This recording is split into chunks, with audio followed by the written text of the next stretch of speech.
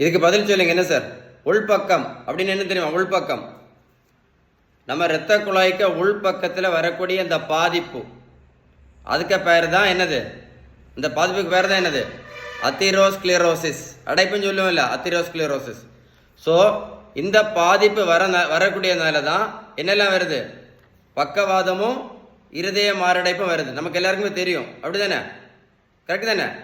இந்த இரத்த குழாய்க்கு உள்பக்கம் பாதிப்பு வரனால தான் என்ன வருது?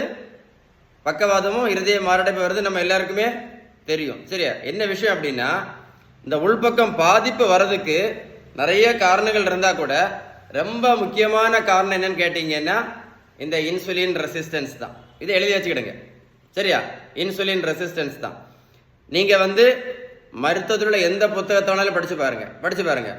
இந்த இன்சுலின் ரெசிஸ்டன்ஸை சரி பண்றதுக்கு அவங்க சொல்லக்கூடிய best treatment and first treatment balanced diet தான்.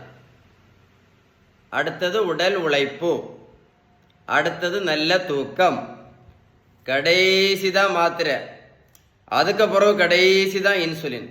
அவ்வளவு பவர்ஃபுல் இந்த பேலன்ஸ் டயட். நீங்க பேலன்ஸ்டு டயட் கரெக்டா ஃபாலோ பண்ணினா மட்டும்தான், திரும்ப சொல்றேன், நீங்க பேலன்ஸ் டயட் கரெக்டா ஃபாலோ பண்ணா மட்டும்தான் என்ன சரியாகும்? இந்த இன்சுலின் ரெசிஸ்டன்ஸ் சரியாகும். இது சரியானாதான் உள்பக்கம், இரத்த குழாய்க்கின் உள்பக்கம் பாதிப்பு வருவதை தடுக்க முடியும். நீங்க மாத்திரையும் இன்சுலின் ஒழுங்கா போட்டா கூட இந்த இரத்த குழாயின் உள்பக்கத்தை நீங்க பாதிப்பை தடுக்கணும் அப்படின்னா நீங்க செய்ய வேண்டியது என்னது? இந்த இன்சுலின் ரெசிஸ்டன்ஸை என்ன பண்ணணும்? பேலன்ஸ்டு டயட்டை கரெக்டா ஃபாலோ பண்ணி நீங்க சரி பண்ணணும்.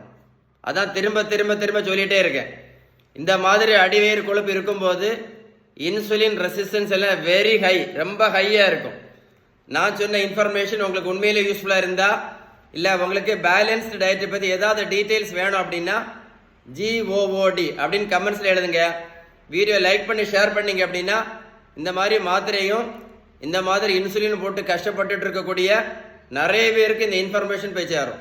சரியா? வீடியோ சேவ் பண்ணி வைங்க, ஒரு கூட போட்டு கேளுங்க, அப்பதான் உங்களுக்கு கரெக்டா புரியும். சரியா?